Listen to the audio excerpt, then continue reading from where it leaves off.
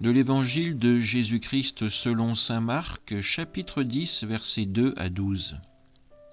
En ce temps-là, des pharisiens abordèrent Jésus et, pour le mettre à l'épreuve, ils lui demandaient « Est-il permis à un mari de renvoyer sa femme ?»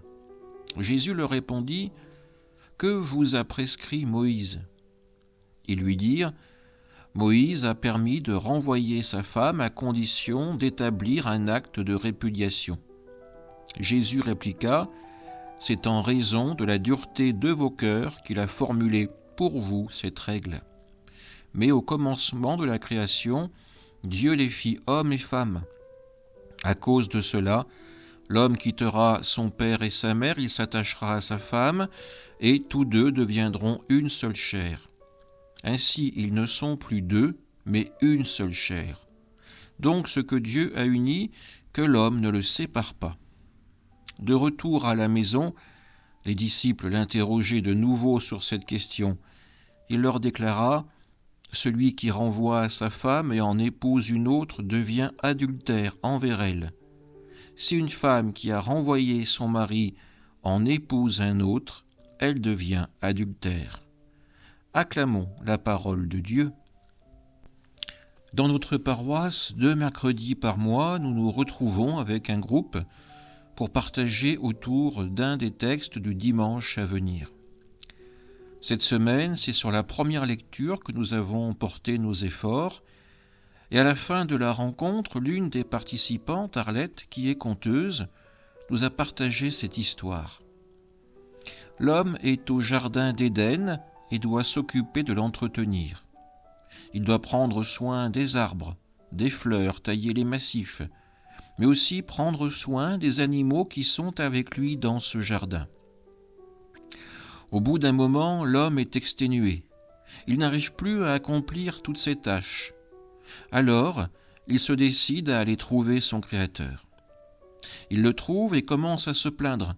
« J'ai trop de travail dans cet endroit, je n'arrive plus à tout faire, je t'en prie, aide-moi. » Le Seigneur regarde l'homme pensif et lui dit « Peut-être peux-tu te faire aider par les animaux les plus intelligents ?» « Non, répond l'homme. J'ai déjà essayé, mais le résultat n'est pas bon, ça ne marche pas. » Alors, lui dit Dieu, « Je peux créer quelqu'un comme toi, avec qui tu pourrais t'entendre et œuvrer. » « Oh oui, lui dit l'homme, ce serait parfait. »« Mais je te préviens, lui répond Dieu, pour créer cet être, je vais avoir besoin de ton propre corps, au moins la moitié. Mais l'être créé sera ce dont tu rêves. » « La moitié, lui répond l'homme en commençant à blêmir.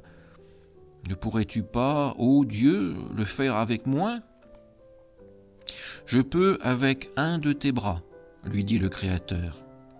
Mais l'être sera un peu moins parfait, je t'avertis. » L'homme réfléchit, touche son bras et secoue la tête. « J'ai pourtant bien besoin de mes 2 bras pour travailler ici. Ce n'est pas que j'ai peur, mais tu comprends, Seigneur. » « Très bien, lui dit Dieu.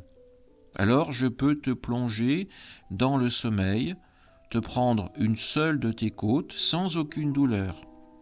À ton réveil, tu ne sentiras aucune différence. L'être que tu désires sera à tes côtés, mais je te préviens encore une fois, je ne pourrai pas aussi bien travailler que si tu me donnais la moitié de ton corps.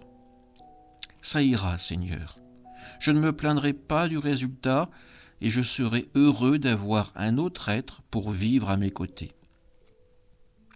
Le Seigneur fit donc s'endormir l'homme, prit une de ses côtes et travailla aussi bien qu'il le put. Il ne s'épargna aucun effort pour faire aussi bien avec le peu dont il disposait. Une fois son œuvre achevée, Dieu réveilla l'homme, lui montra la femme qui se tenait à ses côtés et lui dit tout en regardant le bout de ses pieds « La voici, mais je t'avais prévenu qu'avec une seule côte. » Vous l'aurez bien compris, ce conte est ironique. Les lectures de ce dimanche, elles sont révolutionnaires. En effet, qu'avons-nous entendu ? Le récit de la Genèse. Dans celui-ci, on pourrait s'attarder sur l'homme qui doit nommer les animaux. Mais le plus important vient après. La femme est tirée du corps même de l'homme. Elle ne lui est pas inférieure ou secondaire, elle partage tout avec lui, jusqu'à son nom. Ish va donner Isha. Aucun animal n'avait reçu de partager le nom de l'homme.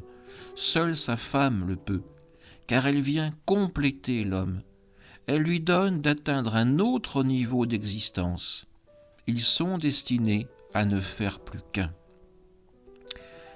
C'est cette union que les pharisiens veulent remettre en cause. Ils cherchent encore une fois à discréditer Jésus. Mais comment pourrait-on piéger le Fils de Dieu, le Verbe incarné, celui qui est la loi ? Les pharisiens s'appuient sur des jugements prononcés par des rabbins célèbres de leur temps, qui justifient la répudiation de l'épouse, parfois pour des motifs futiles. Les pharisiens veulent que Jésus soit se perde aux yeux des foules qui l'écoutent, ou bien se perde en disant un blasphème contre la loi de Dieu. Mais Jésus le proclame. C'est à cause de l'endurcissement du cœur des hommes que Moïse a formulé la loi sur la répudiation. Mais jamais Dieu ne l'a directement évoqué. Nous l'avons vu, la Genèse présente l'union de l'homme et de la femme comme une base solide, sur laquelle l'humanité doit s'édifier et non pas se détruire, se déchirer. Tous deux ne feront plus qu'un, prend alors tout son sens. Pourtant, même les disciples de Jésus ont du mal à accueillir cet enseignement. À eux aussi, Jésus doit réexpliquer que le plus important commandement de Dieu, c'est celui de l'amour, et que cet amour se donne en premier lieu dans son couple et sa famille. Encore aujourd'hui, l'Église annonce cette parole du Christ aux fiancés comme aux couples de chrétiens déjà unis par les sacrements. Le monde d'aujourd'hui met en avant l'égoïsme, le tout pour moi. Dieu, lui, nous invite à vivre ensemble, comme mari et femme, comme frères et sœurs. Dieu nous invite à faire Église, c'est-à-dire à faire communauté. Amen.